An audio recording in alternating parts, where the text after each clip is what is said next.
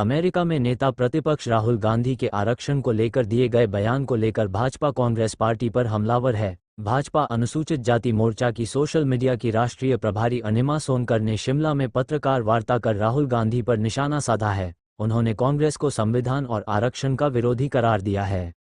अनिमा सोनकर ने कहा कि राहुल गांधी अंतर्राष्ट्रीय मंच पर देश को अपमानित करने का काम करते हैं। राहुल विदेश की धरती पर कहते हैं कि सत्ता आने पर आरक्षण खत्म कर देंगे। अगर देश के नेता विपक्ष इस तरह की टिप्पणियां करेंगे तो आम जनता क्या सोचेगी। राहुल गांधी 15 सालों से देश के प्रधानमंत्री बनने की कुंठा में है, लेकिन देश में 10 सालों से बीजेपी की सरकार है। उन्होंने कहा कि राहुल गांधी आरक्षण के बारे में क्या जानते हैं, वे तो प्रधानमंत्रियों के परिवार में पैदा हुए हैं। कांग्रेस पार्टी का इतिहास आरक्षण, दलित, पिछड़ा विरोधी रहा है। उन्होंने कहा कि जवाहरलाल नेहरू ने 1956 में पिछड़े वर्गों को आरक्षण देने की काका कालेलकर रिपोर्ट को खारिज कर दिया था।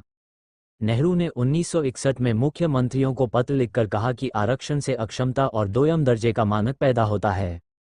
उन्होंने कहा कि कांग्रेस के पूर्व प्रधानमंत्री स्व राजीव गांधी ने एससी आरक्षण पर टिप्पणी करते हुए कहा था कि आरक्षण के माध्यम से हमें बुद्धुओं को बढ़ावा नहीं देना चाहिए। 5 दशक से ज्यादा कांग्रेस सत्ता में रही, लेकिन देश में न्यायसंगत काम करने से किसने रोका था। लेकिन कांग्रेस ने केवल बांटने का काम किया है। वहीं भाजपा ने हमेशा समस्त समाज के लिए कार्य किया है। पंजाब दस्तक के लिए सुरेंद्र राणा की रिपोर्ट।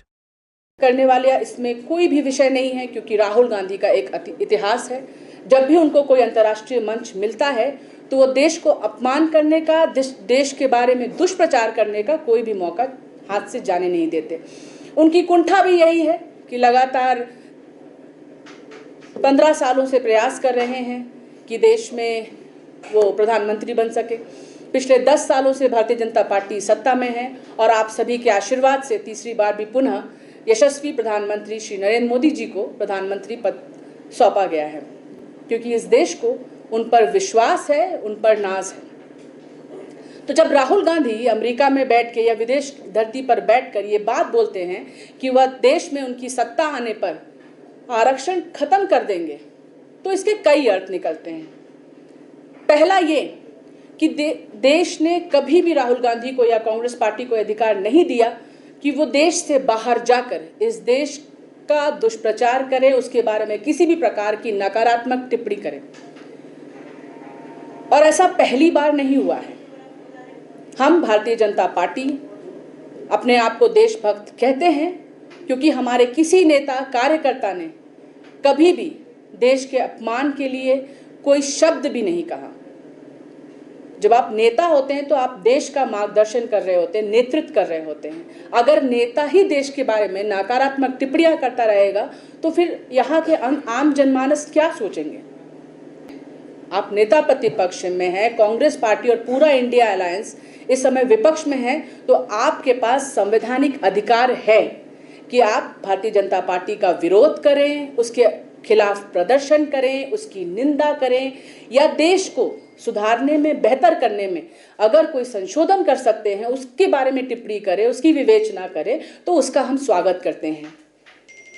और यही एक राष्ट्रभक्त को करना भी चाहिए, और ये हम देश के अंदर बैठ के कर सकते हैं। लेकिन जब भी किसी अंतर्राष्ट्रीय मंच पे अवसर मिले तो वहां पर देश के बारे में नेगेटिव कोई भी बात करने का अधिकार इस देश ने नहीं किया, और सवाल देश को पूछना चाहिए।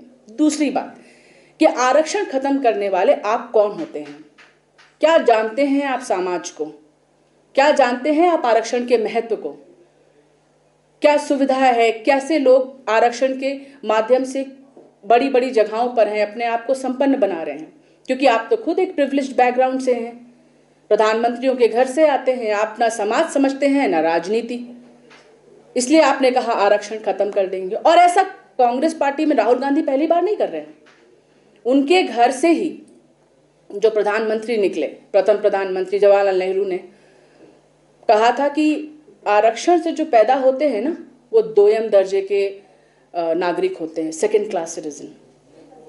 ये शब्द हैं जवाहरलाल नेहरू के। उन्होंने खुद पिछड़े वर्गों की जो रिपोर्ट थी, उनको जो आरक्षण देने की बात थी, उसको स्वयं खारिज किया था। यही नहीं, वो तो बाबा साहेब भीमराव अंबेडकर के भी खिलाफ थे। 1952, 1954 में जब वो चुनाव लड़ते हैं तो खुद जवाहरलाल नेहरू बाबा साहेब भीमराव अंबेडकर के खिलाफ दुष्प्रचार करते हैं, उनको चुनाव हराने की पूरी तैयारी करते हैं।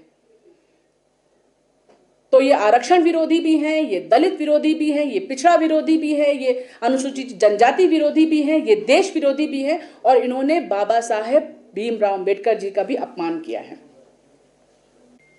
जब राहुल गांधी फेयर प्ले की बात करते हैं तो उनसे सवाल पूछने की जरूरत है कि 5 दशकों से अधिक कांग्रेस पार्टी सत्ता में थी, तब न्याय संगत परंपरा, व्यवहार या वातावरण क्यों नहीं बनाया गया? आप तो सत्ताधारी पार्टी थे, आपने क्यों नहीं सभी समुदाय, सभी धर्मों के लोगों को समान अधिकार कर दिया?